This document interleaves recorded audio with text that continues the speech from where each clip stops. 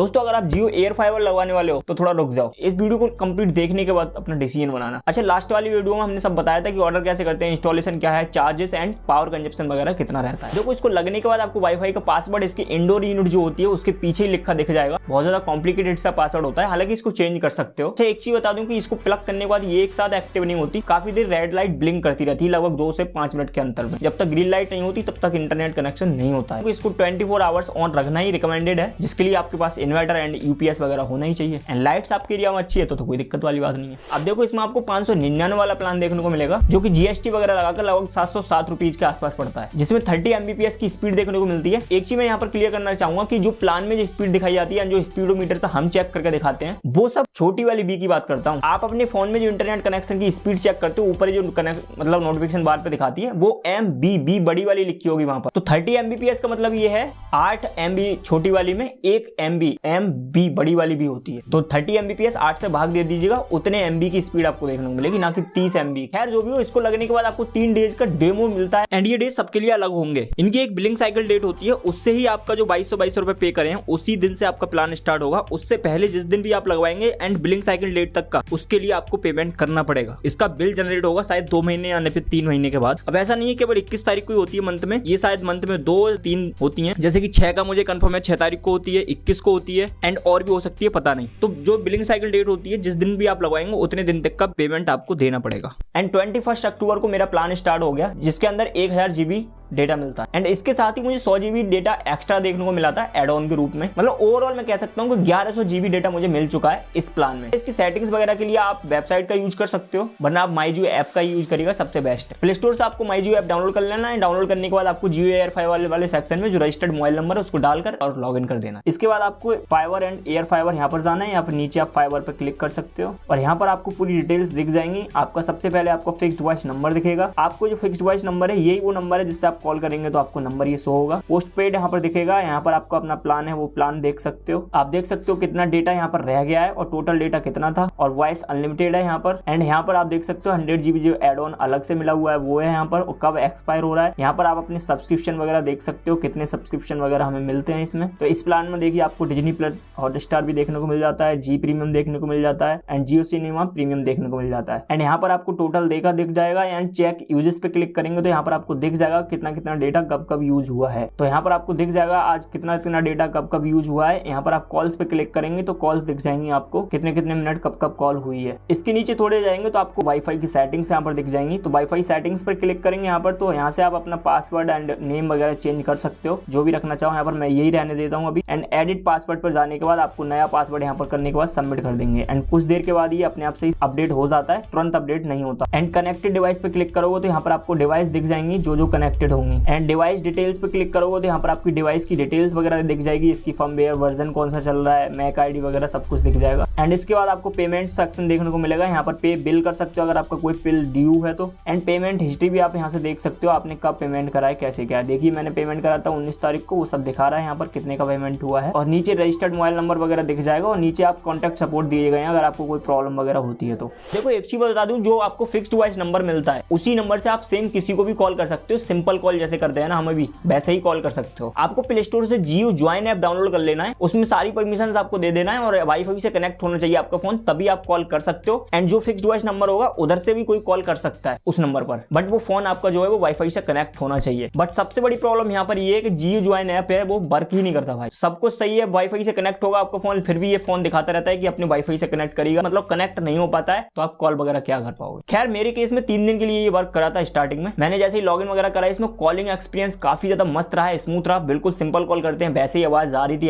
And एक साथ आप 6 डिवाइस तक कनेक्ट कर सकते हो जियो ज्वाइन ऐप पर लॉगिन करके। एंड एक चीज बता दूं कि फिक्स्ड वॉइस नंबर जो होता है उस पर कोई कॉल करेगा एंड अगर 6 डिवाइस पर या 5 डिवाइस पर जितने पर भी आपने जियो ज्वाइन ऐप को लॉगिन कर रखा है तो सभी पर कॉल जाता है एक बार में, लेकिन रिसीव कोई एक ही कर पाएगा। एंड इसका डेटा से कोई लेना देना नहीं है, कॉल बिल्कुल फ्री रहती है। लेकिन जियो जो है ना वर्क ही नहीं करता तो फ्री कहां से रहेगी। तो जियो वाले से मेरा ये फीडबैक रहेगा, जल्दी से जल्दी फिक्स करिएगा। हालांकि मैंने कंप्लेंट्स ऑलरेडी डाल रखी है। अच्छा, एक चीज मैं यहाँ पर कहना चाहूंगा कि इसके लिए मैंने सॉल्यूशन काफी ज्यादा ढूंढे यूट्यूब पर, बट मुझे कोई भी सॉल्यूशन अच्छे से देखने को नहीं मिला है अभी फिलहाल। बट हाँ, जो टेक्नीशियन यहाँ पर लगाने आए थे उनसे मुझे एक सॉल्यूशन पता चला है, वो मैंने पर्सनली अभी ट्राई नहीं करा है। तो मैं अगर वो पर्सनल ट्राई करके आप लोगों के साथ भी साझा करूंगा, अगर वर्क करता है मेरे लिए तो कमेंट सेक्शन में मुझे जरूर बताइएगा वो करना चाहिए या नहीं करना चाहिए। तो आप बात करते हैं इसकी रेंज कितनी है, यानी कि लगवाने के बाद आप कितनी दूर तक कनेक्ट कर सकते हो, आसपास के एरिया वालों को आप दे सकते हो फायदा इसका। नहीं तो आइए लाइव दिखाते हैं थोड़ा। देखो, अभी मैं अपने घर के गेट के बिल्कुल जस्ट सामने खड़ा हूँ और जहाँ पर इंडोर यूनिट लगी है और मेरा गेट की दूरी लगभग 10 मीटर के करीब है। एंड अभी मैं यहाँ से देखिए थोड़े आगे बढ़ते चले जा रहा हूँ और स्पीड यहाँ पर देखिए बीच बीच में चेक भी करते जा रहे हैं हम। स्पीड ठीक ठाक है एंड कनेक्शन भी देख सकते हो यहाँ पर थोड़ा लूज होता चले जा रहा है, मतलब सिग्नल देख सकते हो आप वीक थोड़े होते चले जा रहे हैं। एंड यहाँ पर मैप भी आप साइड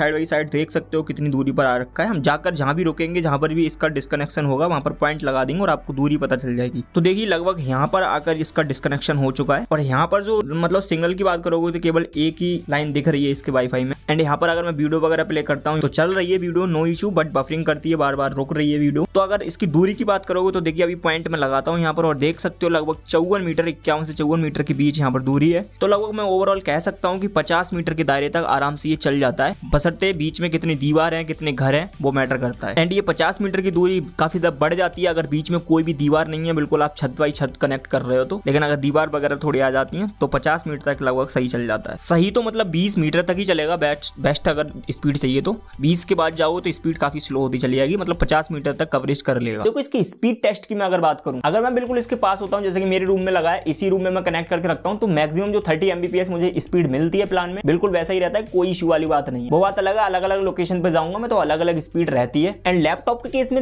आपको दो ऑप्शन मिलते हैं, आप ईथरनेट केबल से कनेक्ट करके आप इंटरनेट चला सकते हो, दूसरा आप वाईफाई से कनेक्ट करके चला सकते हो। बट दोनों में मुझे थोड़ा डिफरेंस देखने को मिला। वाईफाई से मैं चलाता हूं तो वहां पर 50-50% चांसेस रहते हैं कि 50% चांसेस है ऐसा कि दोनों में सिमिलर सी स्पीड देखने को मिलेगी, बट 50% मेजोरिटी में आपको ईथरनेट केबल वाली ज्यादा स्टेबल एंड ज्यादा स्पीड देखने को मिलती है। कहते हैं ना केबल वाला सिस्टम केबल वाला ही है भाई, वायर्ड वाली चीज तो हमेशा बेटर रहती है। एंड जितना मैंने अभी तक एक्सपीरियंस रहा है मेरा, मुझे अपलोडिंग स्पीड थोड़ी फास्ट देखने को मिली है, डाउनलोडिंग स्पीड थोड़ी कम देखने को मिली है। अब ऐसा मेरा पर्सनल एक्सपीरियंस है, हो सकता है आपके एरिया में या फिर आपने जो लगवाया वो अलग अलग हो, लेकिन मैं अपना एक्सपीरियंस के अकॉर्डिंग बता रहा हूँ। हालांकि हर टाइम ऐसा नहीं होता। अब देखो ओवरऑल नेटवर्क वगैरह स्पीड वगैरह की मैं बात करूँ तो बिल्कुल स्टेबल रहा है हमारे केस में, कोई इशू देखने को हमें अभी तक नहीं मिला कि बार बार अनस्टेबल हो रहा है या फिर इंटरनेट कनेक्शन लॉस हो रहा है, कट हो रहा है, ऐसा कुछ भी देखने को नहीं मिला। वो बात अलग, अभी तो कोई बारिश वगैरह तो हुई नहीं है जब से लगवाए तब से। अगर आपसे कोई सेटिंग्स वगैरह गड़बड़ हो जाती है, फिर आप खुद से रीसेट इसको करना चाह रहे हो तो इसके पीछे एक बटन दिया जाता है पिन सी, उसमें आपको पिन डालनी है और रीसेट हो जाता है। सबसे बड़ा सवाल लोगों को रहता है कि जो हमें 1000 GB डेटा मिलेगा वो हमारा चल भी पाएगा 1 महीने या फिर नहीं। तो मैं अपने यूजर्स के हिसाब से बता रहा हूँ, देखिए 4 से 5 फोन्स कनेक्टेड रहते हैं एंड एक लैपटॉप जो कि मेरा परमानेंट कनेक्ट रहता है इससे। तो लगभग फोन्स का और लैपटॉप का लगभग 10 GB पर डे हम यूज कर पाते हैं मैक्सिमम। जिस दिन मैं अपने डेटा वगैरह अपलोड करता हूँ उस दिन मैं 20 से 30 GB तक यूज कर देता हूँ। लेकिन मैं आपको क्लियर करना चाहूंगा कि मैं अभी सेटअप बॉक्स मैंने यूज नहीं करा है टीवी पर, लेकिन हाँ जैसा कि मैंने बहुत सारे वीडियोस वगैरह देखे हैं, लोगों ने बताया एंड जो लगाने आए तो उनसे ही मैंने पूछा था अगर इतना सब कुछ रहता है तो कैसे क्या रहेगा। तो उन्होंने बताया कि जो सेटअप बॉक्स आप अपना टीवी भी चलाओगे तब भी आप मैक्सिमम 30 GB ही खर्च कर पाओगे। अगर आप ज्यादा ही यूज करते हो डेटा का तो टीवी लगातार चलाओगे उसके बाद भी तो डेटा आपको बिल्कुल कम नहीं पड़ने वाला है, क्योंकि 100 GB एड ऑन तो ऑलरेडी आपको मिल चुका है। 1100 GB डेटा होता है, काफी ज्यादा होता है भाई। अब देखिए यहाँ पर एक सबसे बड़ा डाउट ये भी रहता है लोगों को कि हम 5G फोन खरीद लेते हैं एक कोई सस्ता वाला एंड उसको हॉटस्पॉट बनाकर आराम से अनलिमिटेड 5G यूज करेंगे, कितना भी डेटा यूज करेगा। तो भाई बिल्कुल आपकी बात सच है, ऐसा मैं भी सोचता था, ऐसा कर सकते हो, बट स्टेबल बिल्कुल नहीं रहता वो। 5G एयरटेल के तो हमारे यहाँ पर आते नहीं है बिल्कुल, जब गाँव से बाहर जाना पड़ता है एयरटेल के देखने के लिए। बट हाँ जियो के मेरे छत पर देख सकते हो, यहाँ पर अभी स्पीड में चेक करके दिखा रहा हूँ आपको, लगभग 200 प्लस ही रहती है हमेशा, 205, 200, कभी कभी 250, 200 से प्लस ही रहती है। एक जगह पहली बात तो आप प्लेस करके नहीं रख सकते। मान लो कि आपके अगर छत पर रूफ पर अच्छी स्पीड आती है तो आप अपने फोन को वहां पर रख तो नहीं सकते हर टाइम,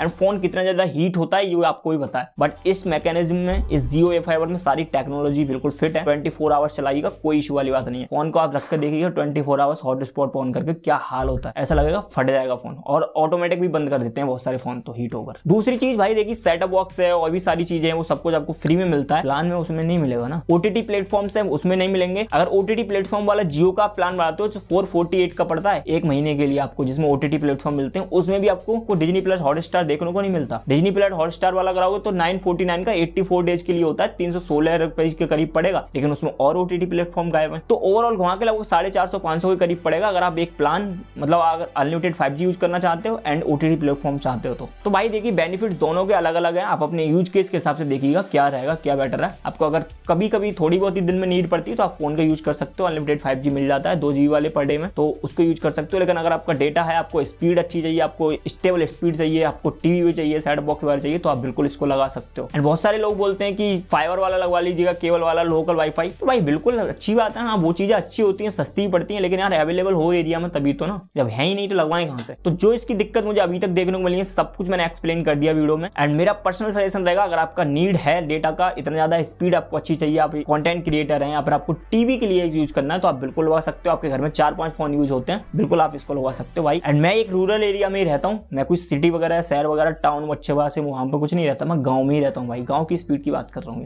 एंड सबसे अच्छी बात बताऊं, अगर आपको 3 महीने के बाद इसको यूज नहीं करना, आपको बेकार लगता है, तो उसको आप रिफंड कर सकते हो, नो इश्यू वाली बात है। उसको कैसे रिफंड करना है, क्या प्रोसेस रहता है, अगर वो भी चाहते हो तो कमेंट सेक्शन में मुझे बताइएगा, सब कुछ बताता हूँ मैं आपको। हम मिलते हैं नई वीडियो में नए टॉपिक के साथ, तब तक के लिए बाय बाय। एंड यार सब्सक्राइब करने के लिए मैं नहीं बोलता तो इसका मतलब ये थोड़ी नहीं आप खुद ही नहीं करोगे, कर दिया करो, ज्यादा दूरी मत बनाओ उससे।